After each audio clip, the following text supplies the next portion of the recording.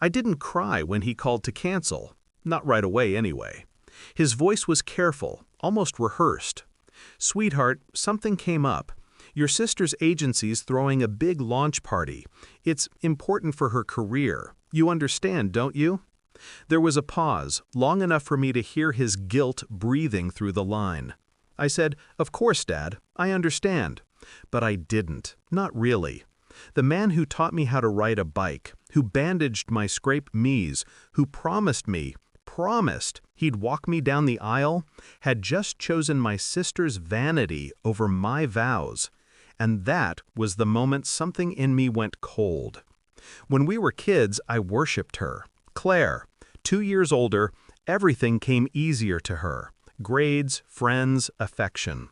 Dad adored her, and I admired her. Even when she took things that were mine, she'd do it with a smile that made it look accidental. "Don't be so sensitive," she'd say whenever I cried. So I learned to stop crying. By the time we were adults, she was still the golden one. Glittering career, curated life. I was quieter, happier that way, I thought. Until I got engaged, and for the first time, it felt like something was mine. Dad cried when I told him, said he couldn't wait to walk me down the aisle. I believed him. I should have known better. The week before my wedding, the calls started getting shorter, the excuses thinner. He said he'd been busy helping Claire with some work thing. On the night before my dress fitting, he texted, "Can we talk?" He didn't show up, but Claire did. She came to my apartment, perfume and perfection, holding that smug smile that made my stomach turn. "You can't be mad, right?" she said. "It's just one day. My career's taking off. Dad needs to be there. I mean, you already have your fiancé to walk you." It took everything in me not to slap her. Instead, I smiled, and in that moment, my mind began to move, not emotionally, but strategically.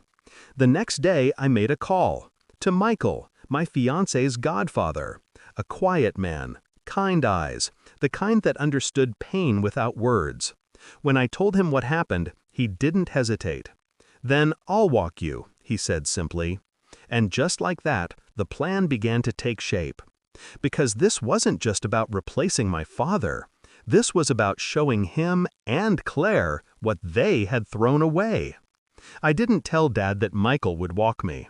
I didn't tell him about the private photographer I'd hired, or that the ceremony would be live-streamed, at the request of friends who couldn't travel. I let him believe I'd walk alone. The wedding day was perfect, in a way pain sometimes makes beauty sharper. When the doors opened, Michael took my arm, not as a replacement, but as redemption. He looked at me like a father should. Each step echoed with defiance. Later, I found out Dad had been watching the live stream from Claire's party.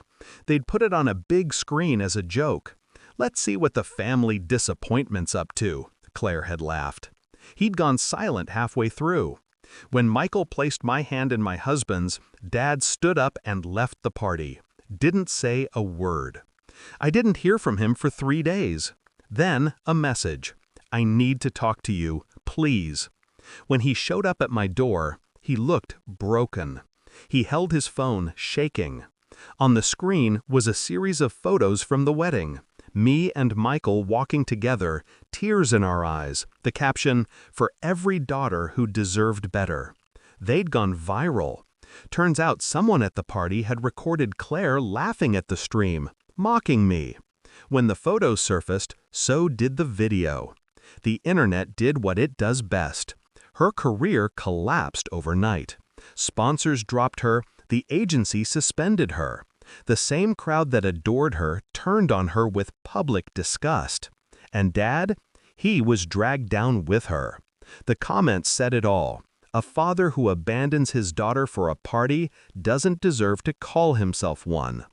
He looked at me then, eyes red. "I didn't. I never meant to." I stopped him. "You made a choice, Dad. Now you live with it." He started to cry, a sound I hadn't heard since I was a child.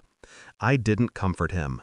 Sometimes revenge doesn't need poison or fire. Sometimes It just needs truth to be seen.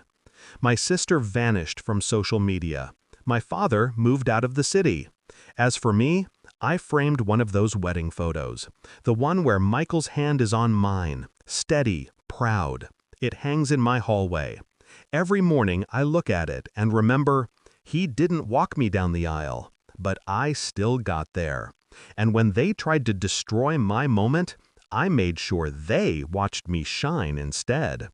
Justice, after all, doesn't always scream. Sometimes it smiles in white.